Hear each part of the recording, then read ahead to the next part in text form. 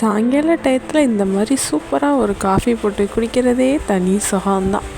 சரி, போர் அடிக்குது, அப்படியே லைட்டாக அந்த டிவியை ஆன் பண்ணி பார்ப்போம். செய்யலன்னு சொல்லுவீங்கல்ல. இந்த சீரியல் மட்டும் ஒரு எண்டே இல்லாமல் நான் ஸ்டாப்பாக போகுதப்பா.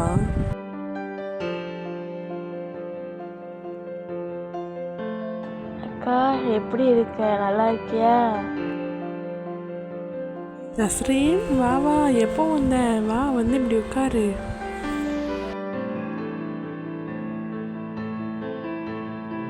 அக்கா, நான் உன்கிட்ட ஒரு முக்கியமான விஷயம் பேசுறதுக்கு தான் வந்திருக்கேன். நம்ம மெஹ்ரீனை நம்ம ஆயிஷா அக்கா இப்போ வந்து பொண்ணு கேட்குறாங்க. நீ என்ன சொல்ற?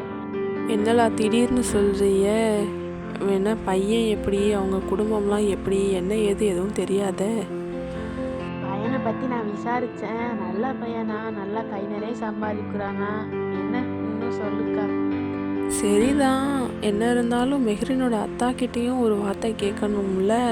மச்சான்ட்ட தானேக்கா, மச்சான்ட்ட கேட்டுக்குருவோம், ஒன்றும் பிரச்சனை இல்லை. ஃபஸ்ட்டு ஆயிஷா அக்கா உங்களை பார்க்க சொல்கிறாங்க. நீங்கள் வந்து பாருங்க, உங்களுக்கு பிடிச்சிருந்தா ஓகே சொல்லிக்கிறங்க, இல்லைன்னா ஒன்றும் பிரச்சனை இல்லை, நாங்கள் வறு கொடுத்த இல்லை, இப்படி தான் சொன்னாங்க.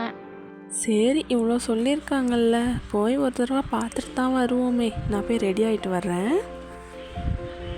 மெஹ்ரீன், சின்னம்மா வந்திருக்கு பாரு, போய் காஃபி எடுத்துகிட்டு வந்து கொடு சின்னம்மாக்கு.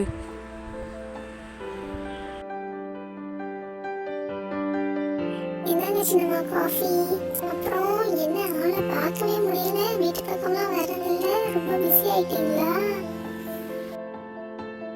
உன்னைத்தான் ஆளே பார்க்கவே முடியல, காலேஜ் போகணுன்னு பிஸியாக இருக்கீங்க. ஆமாம், தங்கச்சி எங்க?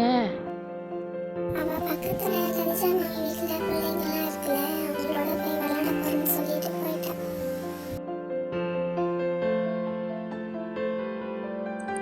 வா நஸ்ரீன், நான் ரெடி ஆகிட்டு வந்துட்டேன், போகலாம்.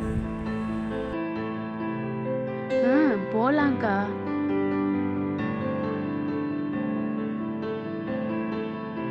என்ன திடீர்னு அக்காவும் தங்கச்சியும் ஜோடி போட்டு எங்கேயோ கிளம்பி போற மாதிரி இருக்கு? எங்க போறாங்க தெரியல.